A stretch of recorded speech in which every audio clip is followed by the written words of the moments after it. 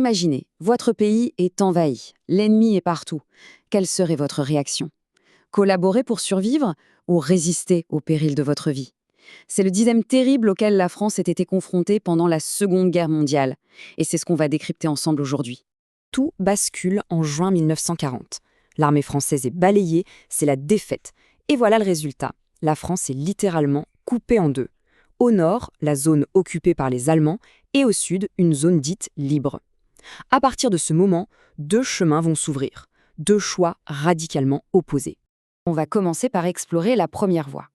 C'est celle choisie par le gouvernement du maréchal Pétain, qui va s'installer dans la ville de Vichy. Cette voie, c'est celle de la collaboration. Voilà, la phrase est lâchée. Le 30 octobre 1940, Pétain s'adresse aux Français à la radio, juste après avoir rencontré Hitler. C'est officiel, l'État français va travailler main dans la main avec l'Allemagne nazie. Un choix qui va avoir des conséquences dramatiques. Et pour bien marquer la rupture, le régime de Vichy met à la poubelle la devise de la République, liberté, égalité, fraternité. À la place, on impose une nouvelle idéologie qu'on appelle la Révolution nationale, avec une nouvelle devise, travail, famille, patrie. On sent bien le virage conservateur et autoritaire. Mais alors, collaborer, ça veut dire quoi concrètement? Attention, ce n'est pas juste un mot en l'air, c'est une vraie politique, une coopération volontaire avec l'ennemi. Et ça touche à tout, la politique, l'économie et, on va le voir, la police. Et cette aide à l'occupant, elle prend plusieurs formes. D'abord, une collaboration économique. La France doit payer des frais d'occupation exorbitants et se fait piller ses ressources. Il y a aussi une collaboration militaire, avec des Français qui partent se battre aux côtés des Allemands. Et puis, il y a la pire de toutes, la collaboration policière, où la police française et une nouvelle organisation, la milice, vont aider les nazis à traquer tous ceux qu'ils considèrent comme des ennemis. Ce chiffre, 13 552, c'est le nombre de juifs, hommes, femmes et enfants, arrêtés à Paris et sa banlieue, non pas par les Allemands, mais par la police française. C'était les 16 et 17 juillet 1942, pendant la terrible rafle du Vélodrome d'hiver. Et le plus effroyable, quand on regarde dans le détail, c'est ça. 4 115 enfants. Il faut savoir que le gouvernement de Vichy a lui-même insisté pour qu'ils soient déportés avec leurs parents. Les nazis, eux, ne demandaient au départ que les adultes. L'État français est allé au-delà de ce que l'occupant exigeait. Heureusement, face à cette France qui collabore, une autre France se lève. Une France qui dit non. Non à la défaite, non à l'occupation. C'est la deuxième voie, celle de la résistance. Ce chemin commence avec une voix, celle d'un général quasi inconnu à l'époque, Charles de Gaulle. Réfugié à Londres, il lance cet appel incroyable à la radio de la BBC le 18 juin 1940. Il refuse la défaite et appelle les Français à continuer le combat. C'est l'acte de naissance de la France libre. La France libre, c'est donc ce mouvement à la fois politique et militaire qui va s'organiser à l'étranger. C'est en quelque sorte un gouvernement en exil qui va être reconnu par les Alliés, comme l'Angleterre, et qui va porter la voix d'une France qui n'a jamais abandonné. Et cette résistance, elle est multiple. Il y a bien sûr l'armée de la France libre, les FFL qui combattent aux côtés des Alliés, mais il y a aussi, et c'est crucial, la résistance intérieure, en France même. Ce sont des réseaux clandestins, des mouvements secrets. Et puis, il y a le maquis, ces groupes de résistants armés cachés dans les forêts ou les montagnes.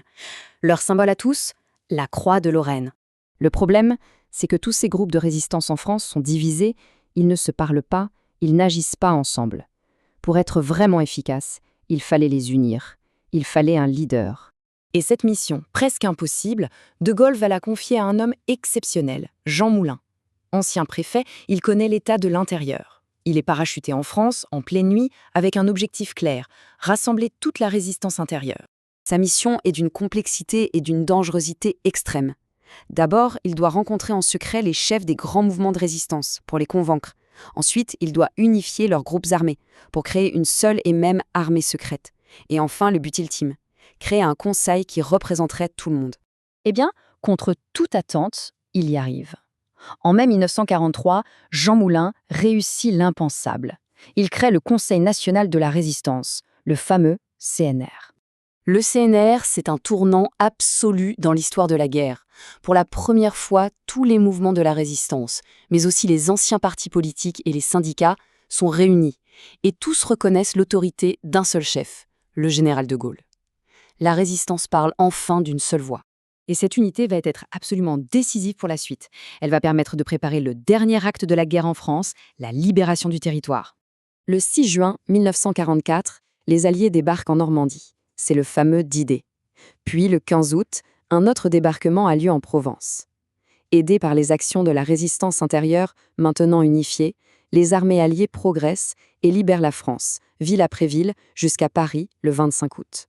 Évidemment, à mesure que la France est libérée, le régime de Vichy s'effondre. Et c'est un nouveau gouvernement, le gouvernement provisoire de la République française, avec De Gaulle à sa tête, qui prend le pouvoir. Mais attention, l'idée n'est pas juste de revenir à la situation d'avant-guerre. L'objectif, c'est de bâtir une nouvelle république, plus juste, plus sociale. On rétablit les libertés, on annule les lois de Vichy, et surtout, on applique le programme du CNR. Et c'est de là que viennent des avancées majeures, comme le droit de vote des femmes ou la création de la sécurité sociale. La libération, c'est la fin de l'occupation. C'est une immense joie. Mais tout commence à peine. Le pays est en ruine et surtout, il est profondément fracturé entre ceux qui ont collaboré et ceux qui ont résisté. La plus grande question reste posée. Comment reconstruire une nation sur ces divisions ?